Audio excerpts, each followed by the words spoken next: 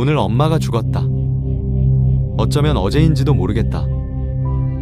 사람들은 그를 이해하지 못합니다.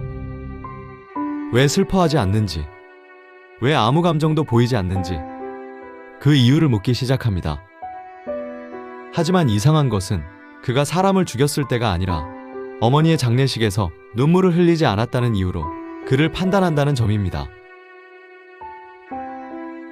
안녕하세요, JTI입니다. 오늘의 책은 알베르 카뮈의 이방인입니다. 이 이야기는 감정이 없는 인간의 이야기가 아닙니다. 오히려 우리가 당연하게 여겨왔던 것들을 조용히 흔드는 이야기입니다. 프랑스 알제의 뜨거운 여름.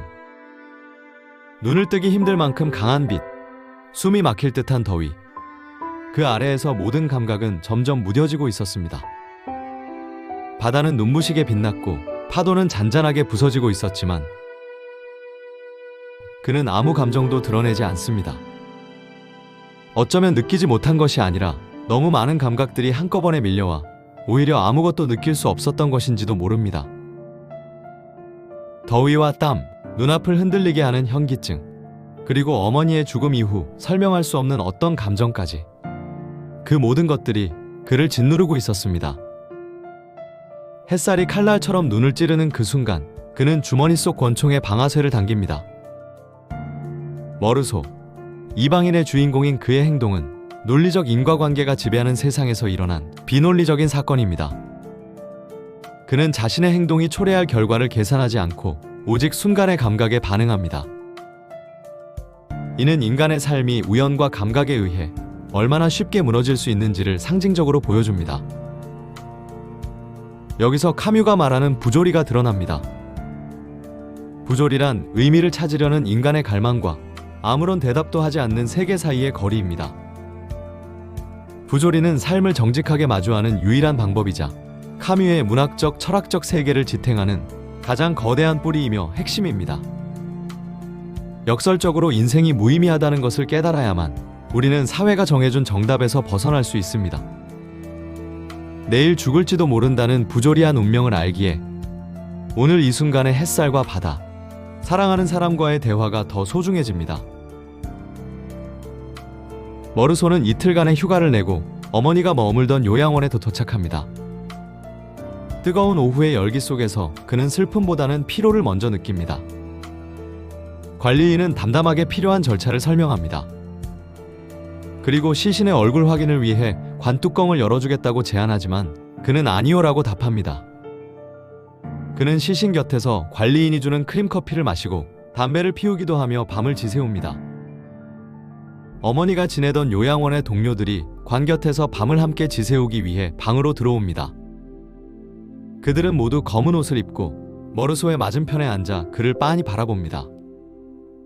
죽음이라는 무거운 사건 앞에서 머르소는 철저히 관찰자의 입장에 머뭅니다. 다음 날 아침 장례 행렬이 묘지로 향합니다. 카뮈는 여기서 슬픔에 대한 묘사 대신 강렬한 햇빛과 열기를 세밀하게 표현합니다. 아스팔트가 녹아내릴 듯한 더위 속에서 머르소는 땀을 흘리며 걷습니다.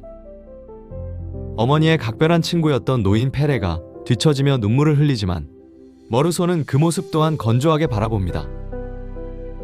묘지에서 시신이 내려가는 순간에도 머르소의 머릿속을 채운 것은 슬픔이 아닌 이제 집에 가서 잠을 잘 수 있겠다는 안도감이었습니다. 이 장면들은 머르소가 악해서가 아니라 거짓을 말하지 않기 때문에 발생합니다. 그는 슬프지 않은데 슬픈 척하는 것을 위선이라고 생각합니다. 하지만 사회는 이 정직한 무관심을 용서하지 않습니다. 어머니의 장례식 후 머르소는 일상으로 복귀합니다. 여자친구인 마리와 수영을 하고 극장에서 코미디 영화를 봅니다.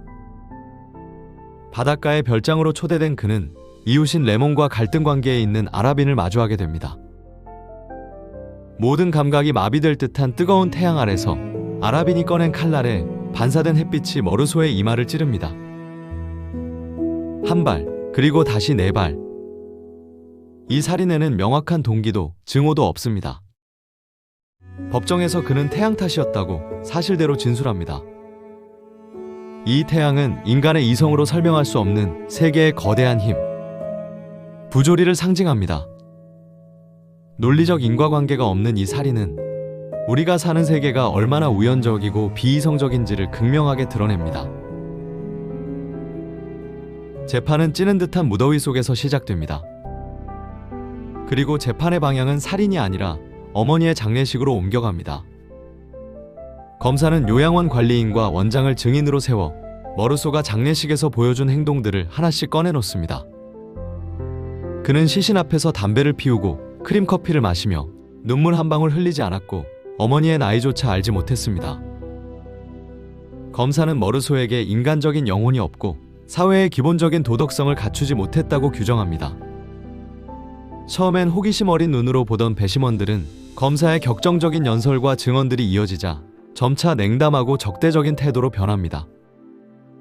정작 피고인인 머르소는 이 과정에서 철저히 소외됩니다.